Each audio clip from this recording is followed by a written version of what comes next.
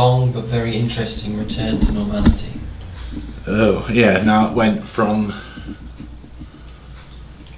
Now to think where it actually starts to go back. I think it started to go back from about late July.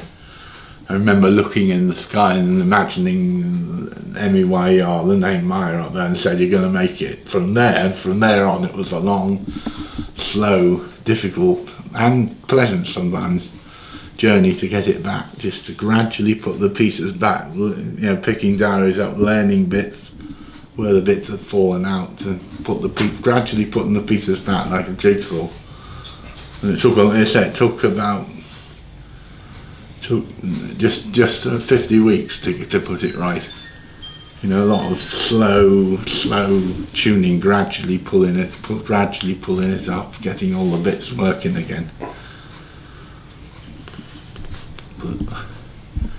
And in the middle of that, I broke my arm. And the mum said to the doctor, "He's broken his arm, but he couldn't get it. He's not interested because I was so busy trying to get this right." That was just a little extra bit, and that's why some of it's written by her mother. I dictated it. She wrote all the information on it. You said before that your mum was worried that you had schizophrenia. Yes, but they soon put her right on that. She had nothing to go on, because it is about when you're about 21 that can happen. It was nothing like that, but she didn't know that, and I didn't know it. Because I was frightened. I remember the day before I went to hospital thinking, you're just another, to myself, you say you're just another mental case, and yet how somebody of 21 could sit there and sort of see that deep thinking when I've no experience of it. But the bit that when I went into hospital the Tuesday was when I sat down, and I had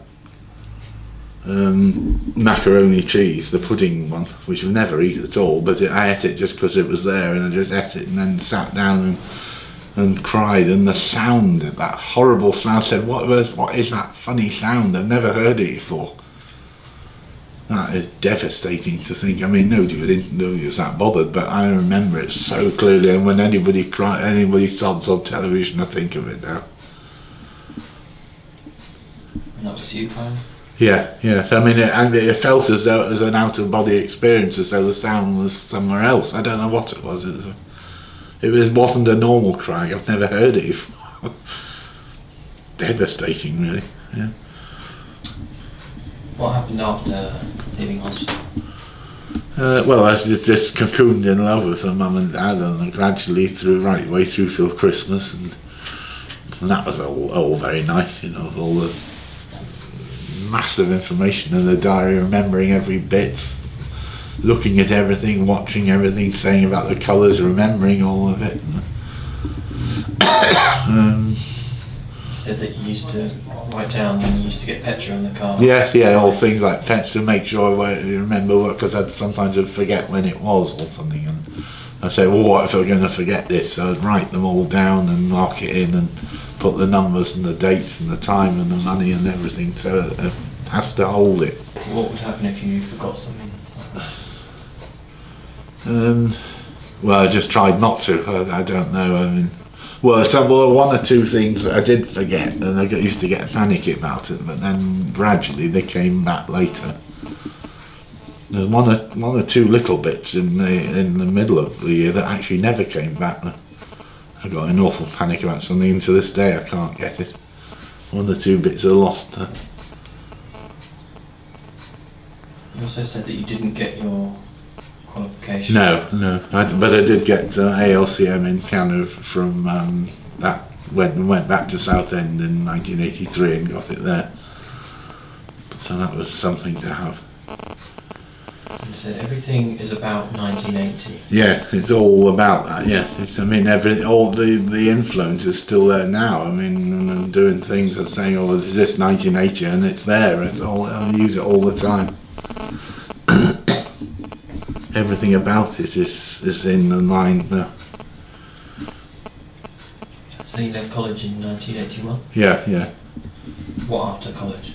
I did a little bit of sort of private piano teaching for a bit, but I sort of didn't really do an awful lot in that little bit. It was a bit neutral, really, to put it that way. It wasn't really much. 81, 82 wasn't really nothing very important in it, really, except in 1982, the beginning of what I call the railway locomotive power blight. I think I mentioned it. The power blight appeared.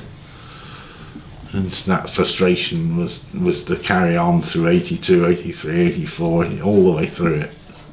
What's the frustration about? In needing a locomotive of over 4,000 horsepower, which we still don't have, but I have two Europe ones I use now, which works for it now.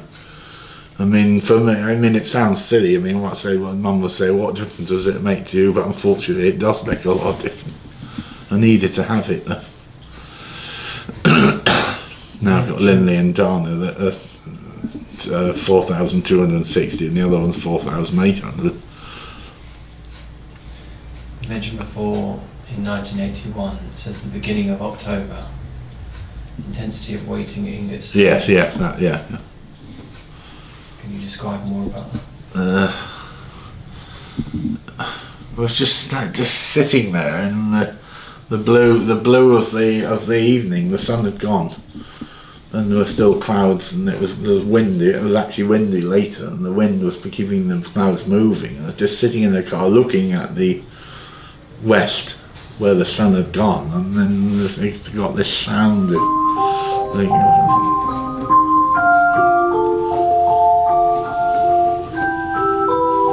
I think it was an A. Yeah, that one.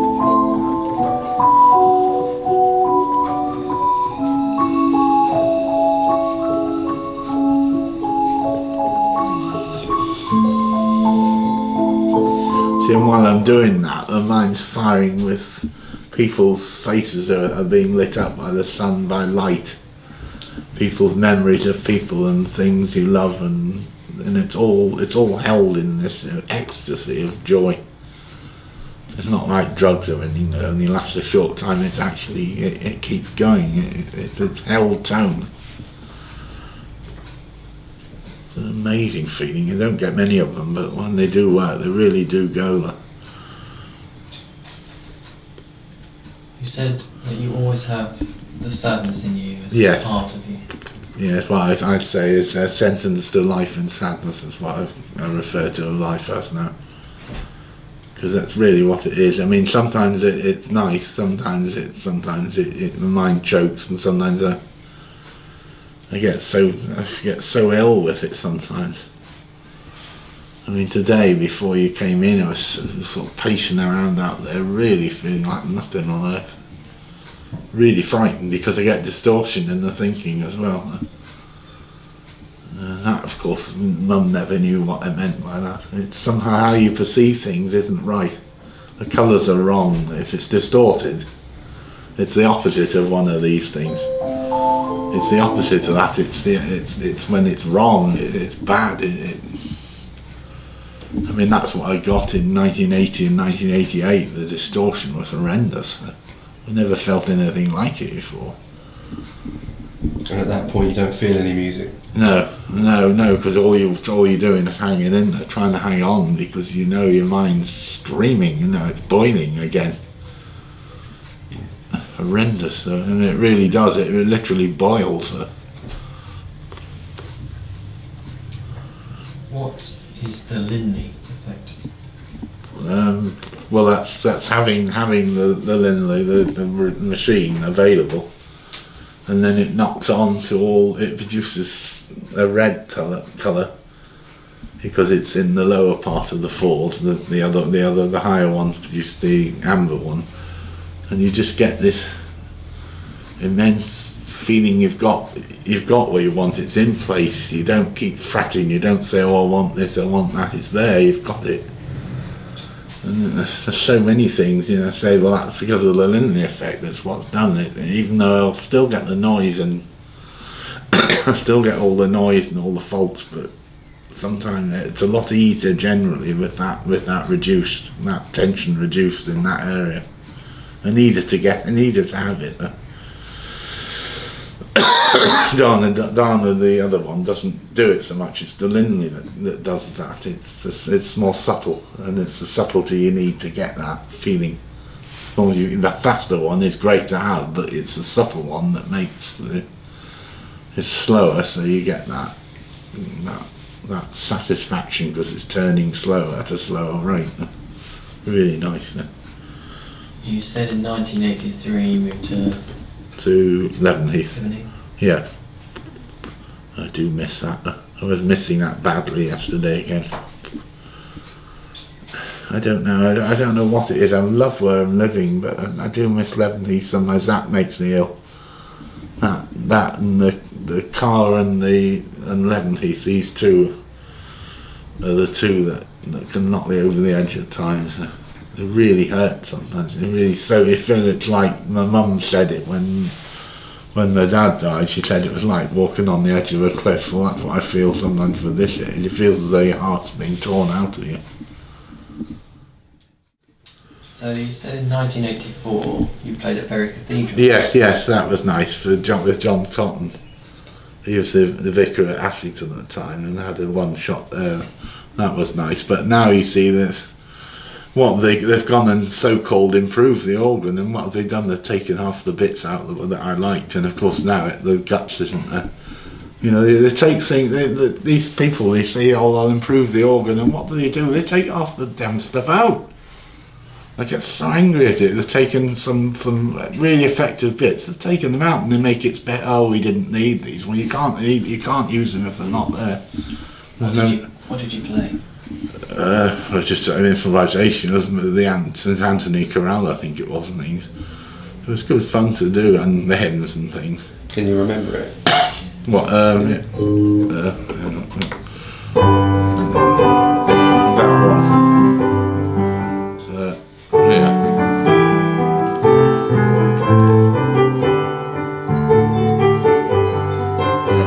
And things like that.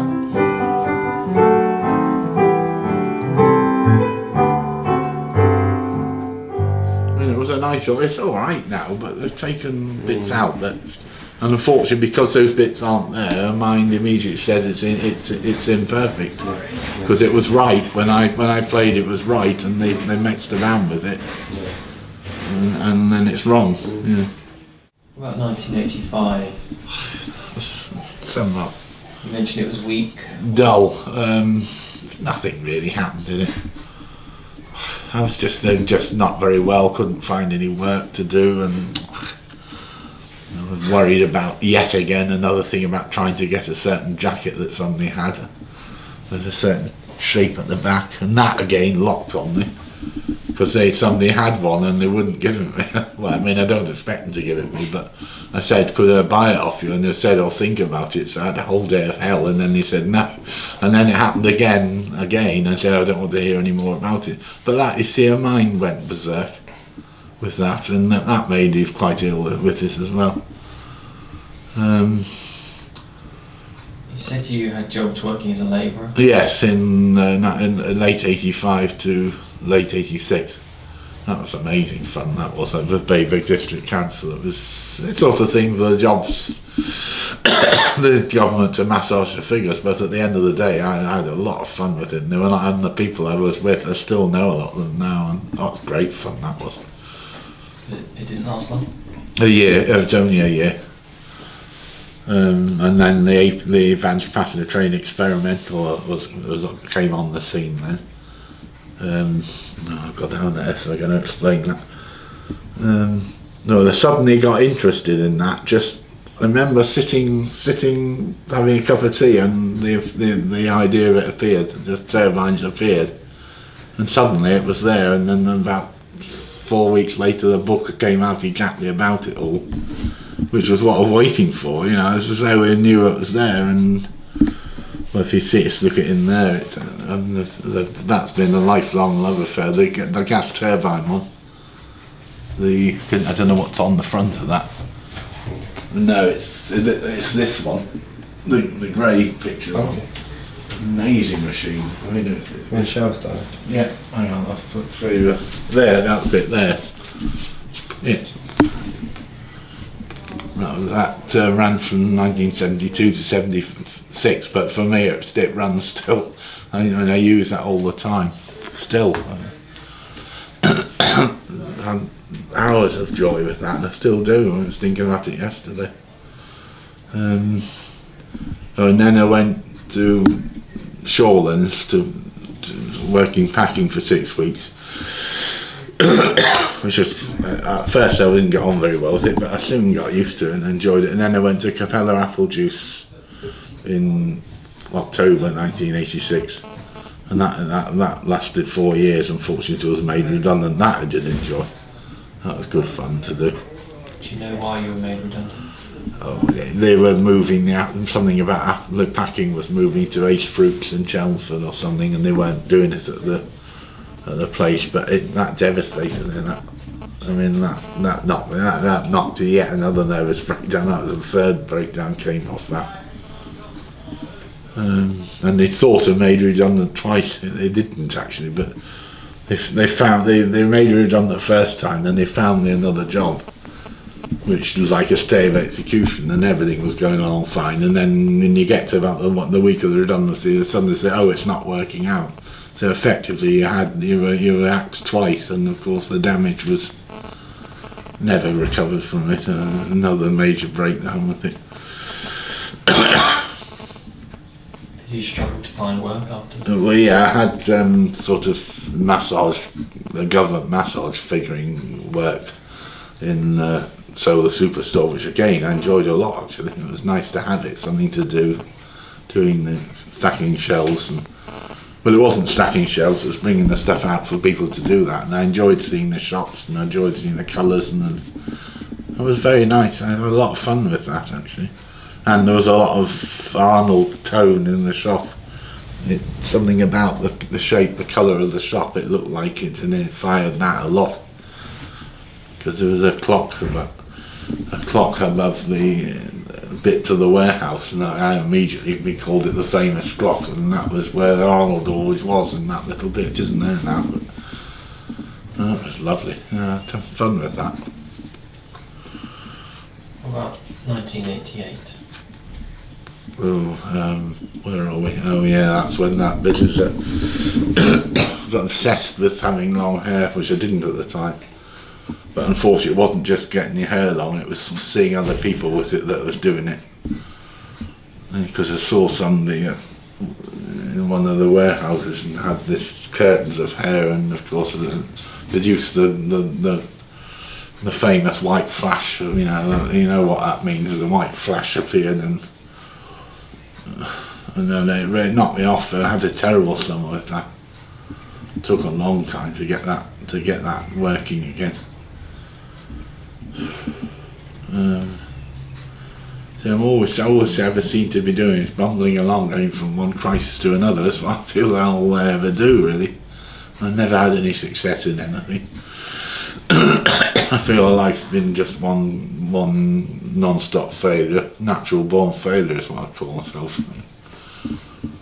I just wish I could do something with her life and not be such a disappointment to everyone. Been a disappointment to most people and most of all myself.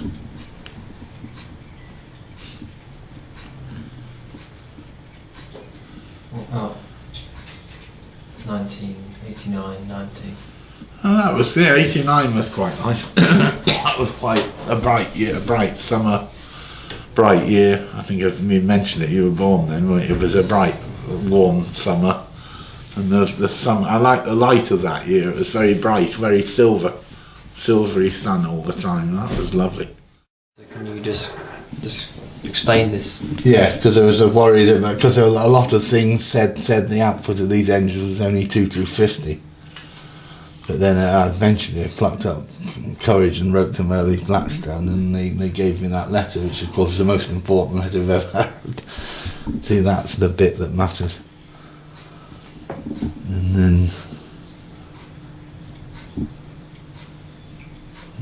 then the bit where it says it will be derated for future service, of course, locks in the fact that it's at 2400 in the first place. Of course, it was all locked in, and that set me up for that year. No, it's Barton, I call that. It's the second engine that the 815 pound cars had in them.